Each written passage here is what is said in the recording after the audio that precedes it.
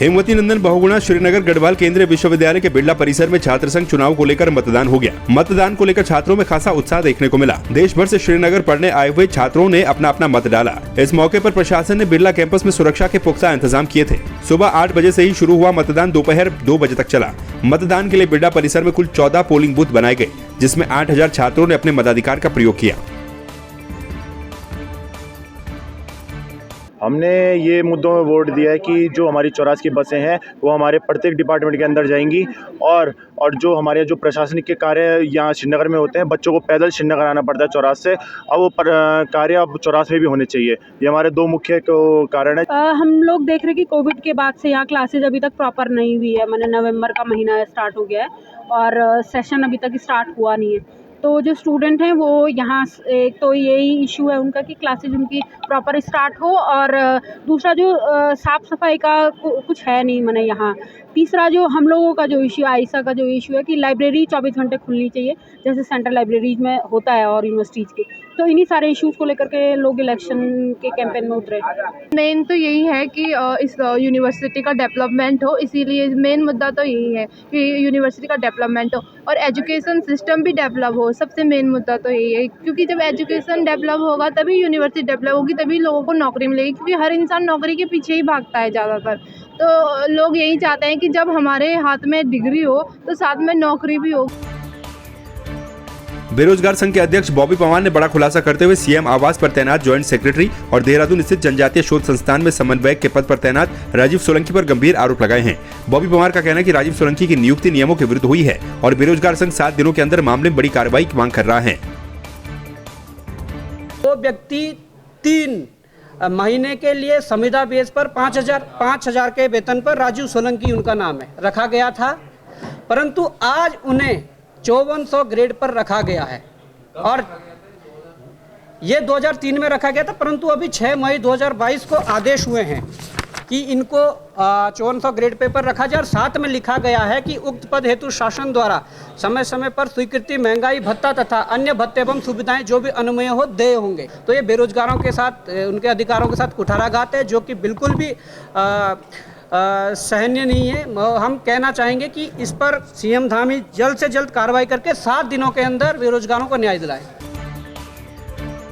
राष्ट्रीय प्रेस दिवस के मौके पर नरेंद्र नगर स्थित धर्मानंद उनियाल राजकीय महाविद्यालय के द्वारा गोष्ठी का आयोजन किया गया, जिसमें विकासशील समाज में पत्रकारिता के महत्व को रेखांकित करते हुए डिजिटल युग में अभिव्यक्ति की स्वतंत्रता, चुनौतियों और संभावनाओं जैसे विषयों पर चर्चा की गई। कुमाऊं विश्वविद्यालय से डॉक्टर पूनम बिष्ट और भीमराव अंबेडकर विश्वविद्यालय से AP सिंह विशेषज्ञों के तौर पर गोष्ठी में ऑनलाइन माध्यम से जुड़े रहे। वहीं महाविद्यालय के प्राचार्य डॉक्टर राजेश कुमार उभान के साथ साथ पत्रकार सुदीप पंचभैया, वाचस्पति रयाल, राजेश रावत, राजेंद्र सिंह गोसाई और हिमांशु जोशी ने भी अपने अपने विचार व्यक्त किए। प्रेस दिवस के अवसर पर इस क्षेत्र के जो मूर्धन्य पत्रकार और जो कि हमेशा इस क्षेत्र की समस्याओं को उठाते रहे हैं और उनको हमें आमंत्रित करने का सौभाग्य मिला और उन्होंने यहाँ पर आकर हमारे जो पत्रकारिता के छात्र हैं उनको पत्रकारिता के संबंध में, पत्रकारिता वर्तमान परिप्रेक्ष्य में कैसी होनी चाहिए इसके बारे में बताया और इस पीड़ा से भी वाकिफ कराया कि पत्रकार लोगों या पत्रकार बंधु जितने भी हमारे हैं, उस जो कि इस लोकतंत्र का एक स्तंभ है, उनकी तरफ न तो सरकारों का, चाहे वो केंद्रीय सरकार हो चाहे राज्य सरकार है, उनका कोई ध्यान नहीं है। तो मैं भी चाहूँगा कि एक हमारे सरकार के द्वारा ऐसा होना चाहिए कि इस क्षेत्र में जो भी अगर रोजगार के क्षेत्र में जाता है तो हर पत्रकार का भी जीवन सुरक्षित हो, उनके लिए सरकार को एक ऐसी नीति अवश्य बनानी चाहिए ताकि इस प्रोफेशन को बढ़ावा मिले। Government degree college Narendra Nagar में डिजिटल मीडिया को लेकर जो आजकल बड़ा प्रभावी डिजिटल मीडिया है सोसाइटी में, उसको लेकर एक परिचर्चा हुई थी। उसमें जो संभावनाएं हैं, जो चैलेंजेस आ रहे हैं उसके अंदर, उसको लेकर एक परिचर्चा हुई थी। ऑनलाइन भी कुछ यूनिवर्सिटी के प्रोफेसरों ने इसमें भाग लिया था और स्थानीय लोकल जो पत्रकार थे उसमें हमें भी बोलने का मौका मिला। तो जो पत्रकारिता के जो छात्र हैं, अपने स्टूडेंट्स हैं, उनके बीच ये कार्यक्रम था। ये कॉलेज के अच्छा प्रयास है। पिथौरागढ़ जिले के दौला क्षेत्र की दर्जनों महिलाओं ने जिला मुख्यालय पहुंचकर जोरदार प्रदर्शन किया और एडीएम फिंचाराम चौहान को ज्ञापन देते हुए पानी की समस्या से निजात दिलाने की मांग की। ग्रामीण महिलाओं का आरोप है कि बार बार जल संस्थान को कहने के बावजूद भी पानी की समस्या का समाधान नहीं हो पाया, जबकि पिछले 7 महीने से दौला गांव क्षेत्र में पानी की समस्या बरकरार है। ग्रामीणों ने आरोप लगाते हुए कहा है कि बिना पानी के ही जल संस्थान विभाग के द्वारा पानी का बिल थमाया जा रहा है। कनारी पेयजल योजना हमारी पिछले 7 महीने से क्षतिग्रस्त है, जिसमें पानी न आने के कारण हमने कई सारे धरने और प्रदर्शन भी यहाँ पर हमारे द्वारा कर लिए गए हैं, लेकिन जल संस्थान अभी तक इस पर कोई कार्रवाई करने को तैयार नहीं है। उनके द्वारा हमें जिलाधिकारी महोदय के पास भेजा जा रहा है और जिलाधिकारी महोदय द्वारा हमें ये आश्वासन दिया जा रहा है कि पूर्व में भी यहाँ से धन आवंटित किया गया है इस योजना हेतु, लेकिन जल संस्थान का कहना है कि दोबारा से इस योजना के लिए जिलाधिकारी महोदय द्वारा ही धन आवंटित किया जाएगा, तब इस लाइन का निर्माण कार्य शुरू होगा। हम लोग यहाँ से वहाँ चक्कर लगाते आज हमें 7 माह हो गए हैं। अगर अब भी हमारी मांगों पर सुनवाई नहीं की गई तो आगे हम लोग अपने इस प्रदर्शन को बड़े आंदोलन का रूप देंगे और धरने को बाध्य होंगे। ऐसा है, हमारे दौला गांव में पिछले 7 महीने से पानी की समस्या गंभीर बनी हुई है। पिछली बार भी हम जल संस्थान गए थे, उन्होंने आश्वासन दिया कि हम अभी अपनी खुदाई शुरू कर रखी है। वर्षा होने के कारण खुदाई में समस्या आ रही है, बारिश बंद होती है हम इसका काम शुरू करेंगे। उसके बाद फिर हम जल संस्थान गए, उन्होंने बोला इसके लिए नया पैसा आवंटित हो रहा है, हमने आपदा के में इस पैसे को डाला हुआ है, जल्दी से आपका कार्य शुरू हो जाएगा। उसके बाद भी फिर हमारे यहाँ पानी नहीं आया। उसके बाद फिर हम वहाँ पहुँचे, उन्होंने फिर उनको आश्वासन दिया कि 2-3 दिन में काम शुरू हो जाएगा। 2 महीने में 3 महीने में पानी का बिल दे रहे हैं, पानी की बूंद नहीं आ रही है। कुछ कहो तो जे साहब कहते हैं मैं लाचार हूँ, मेरे बस की बात नहीं है, आप सीधे डीएम कोर्ट चले जाओ। डीएम साहब कहते हैं कि आप जल संस्थान चले जाओ। ये हमारे यहाँ तो अन्याय हो रहा है। हमको नगर पालिका में डालने के बजाय वो जंगलों में क्यों भेज दिया? हमको जंगलों में बैठा दो, बोलो इनको नगर पालिका वालों को। नगर पालिका में डाल दिया और पानी की बूंद नहीं आ रही है। जब तक हम नगर पालिका में नहीं थे कुछ तो मिलता था हमको ग्रामीण क्षेत्र में। पिथौरागढ़ में 5 सूत्रीय मांगों को लेकर मजदूर संघ के अध्यक्ष चंचल राम के नेतृत्व में मजदूरों ने कलेक्ट्रेट परिसर में पहुंचकर एडीएम फिंचाराम चौहान को ज्ञापन दिया। इस दौरान उन्होंने श्रम विभाग के अधिकारी दीपक कुमार पर भ्रष्टाचार का आरोप लगाया। उन्होंने कहा कि दीपक कुमार के द्वारा मजदूरों का उत्पीड़न किया जा रहा है, साथ ही श्रम विभाग से मिलने वाली सहायता राशि में भी वो कमीशन मांगते हैं। मजदूर संघ के अध्यक्ष का कहना है कि उन्हें जान से मारने की धमकी भी दी गई है। हम मजदूरों की समस्या लेके आए हैं यहाँ पे। माननीय एडीएम साहब को हमने ज्ञापन दिया श्रम आयुक्त के नाम, और जो यहाँ के श्रम विभाग के अधिकारी हैं माननीय दीपक कुमार जी, वो भ्रष्टाचार है, एकदम भ्रष्ट है, भ्रष्टाचार फैला रखा है उन्होंने ज़िले में। और जो पंजीकृत मजदूर है, हम 5 सूत्रीय मांगों को लेके एडीएम साहब के पास आए हैं और श्रम आयुक्त को ज्ञापन भेजने के लिए। और जो है कि जो मजदूर पंजीकृत है, मृत्यु में जो आर्थिक सहायता मिलती थी उसमें भ्रष्टाचार है, और जो कन्याधन लड़की की शादी में जो है कि कन्याधन मिलता था आर्थिक सहायता, उसमें भ्रष्टाचार है। हमारी 5 सूत्रीय मांगे हैं और हम मजदूरों की हित की लड़ाई लड़े। मैं उत्तर प्रदेश के टाइम से अध्यक्ष हूँ, मेरा नाम चंचल राम है, उत्तर प्रदेश के टाइम से अध्यक्ष हूँ। मैं मजदूरों की आज तक सेवा करी है। आज पहली बार इस पिथौरागढ़ में ऐसे भ्रष्ट अधिकारी आए हैं। हमारे मजदूरों को आज 3-4-6 साल से आज तक 5 साल से हमें किट नहीं मिले हैं। वो गोदाम में चोरी हो गई है, फिर भी एफआईआर नहीं हुई है। और जनता मेरे से पूछती है, मजदूर हमसे पूछते हैं कब टूल मिलेंगे, क्या मिलेंगे। सारे टूल पता नहीं कहाँ गए। मैंने तो कहीं एक सुना था कि उन्हें मशीनें तक बेच खा दी हैं। बीजेपी नेता मनोज पाठक के द्वारा लाल कुआं के चूना खान परिसर में वृहद शिविर से चिन्हित किए गए क्षेत्र के गरीब लोगों की आंखों का ऑपरेशन शुरू हो चुका है। मनोज पाठक की इस पहल से पूरे क्षेत्रवासियों में खुशी का माहौल है। विगत 19 अक्टूबर को एक बृहद स्वास्थ्य कैंप लगाया गया था चूना खान वन परिसर के अंतर्गत। 1472 लोगों की कुल जांच हुई, जिसमें 567 लोग आंखों के नेत्र रोगी थे। उनमें हमने 352 चश्मे निःशुल्क वहां खेत खलिहान में काम करने वाले लोग, गरीब मजदूर लोगों को प्रदान कराए। साथ ही 66 लोग जो ऑपरेशन के लिए चिन्हित किए गए थे, उनका आज निःशुल्क जो है 10 लोगों का हम प्रारंभ कर रहे हैं।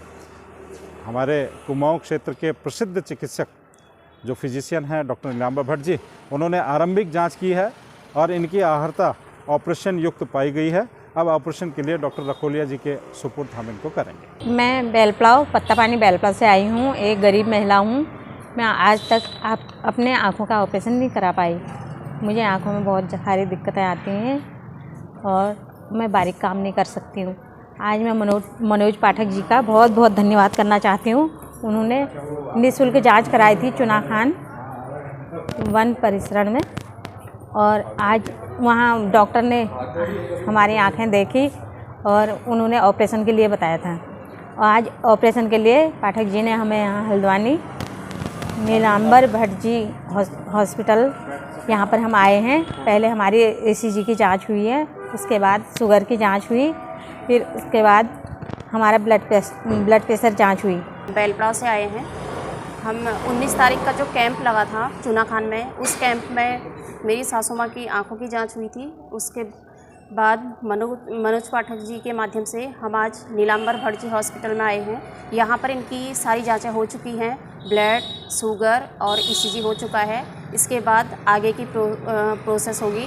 मैं मनोज पाठक जी का तहे दिल से शुक्रिया अदा करूँगी, क्योंकि उन्हीं के माध्यम से आज ये ऑपरेशन होने वाला है। ये एक नेता का निस्वार्थ भाव से काम करना हम इसे कहेंगे, क्योंकि आज के समय में देखा जाए तो ऐसे नेता बहुत कम देखने को मिलते हैं, क्योंकि समाज में स्वार्थ के अलावा, अपने स्वार्थ के अलावा कोई दूसरे के हित के लिए कोई नहीं सोचता है।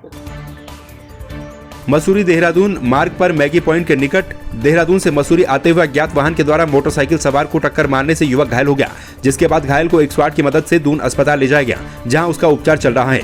प्राप्त जानकारी के अनुसार सुशील कुमार उम्र 40 वर्ष निवासी वीरजी वाली राजपुर देहरादून अपनी मोटरसाइकिल से मसूरी की ओर जा रहे थे। इस दौरान अज्ञात कार के द्वारा युवक को टक्कर मार दी गई, जिससे युवक खाई में जा गिरा।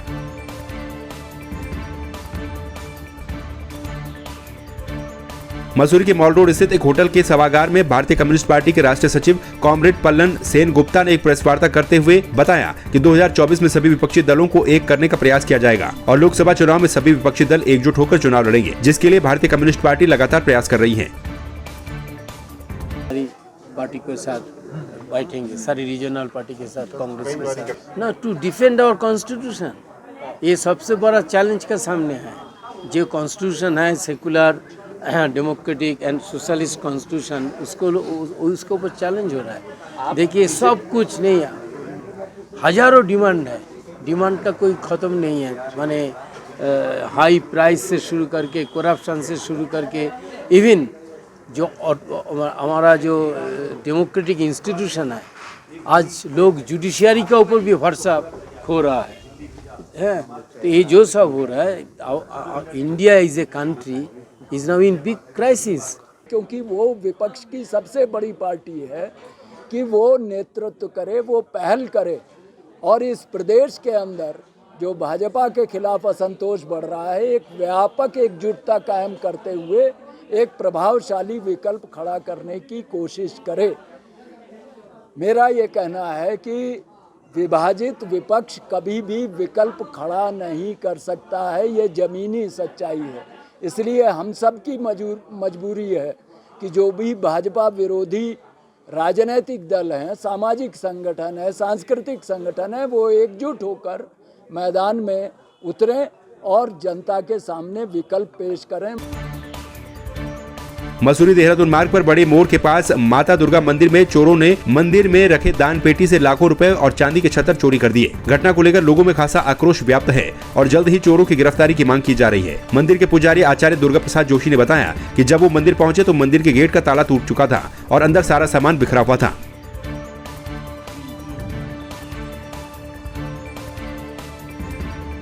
कैश ले गए, सारा गल्ला तोड़ दिया मंदिर का और छत्तर गायब है। सूचना मुझे सुबह जब मैंने मंदिर खोला 5:30 बजे, तो मुझे इसकी सूचना मिली। हाँ, पुलिस में रिपोर्ट दर्ज कराई थी हमने। हमारे जो प्रबंधक हैं, जो अध्यक्ष हैं आगे, सुनील गोयल जी, प्रेम गोयल जी, हमने सूचना की थी उनको, और उसके बाद तो पुलिस वाले आए थे, उन्होंने अपना कार्यक्रम किया। सामान कम से कम नहीं गिरा होगा तो 50-60 हज़ार के करीब तो रहा होगा गले में। पैसा काफ़ी था इसमें, क्योंकि 1 वर्ष से मैंने गला खोला नहीं था मंदिर का ना। अब अगले महीने भंडारा है, तो भंडारे के बाद हम वो खोलते हैं, तो उसके बाद हम देख लेते हैं।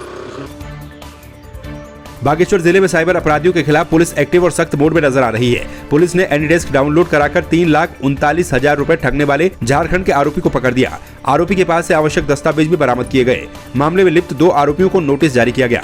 पुलिस ने आरोपी को न्यायालय में पेश किया।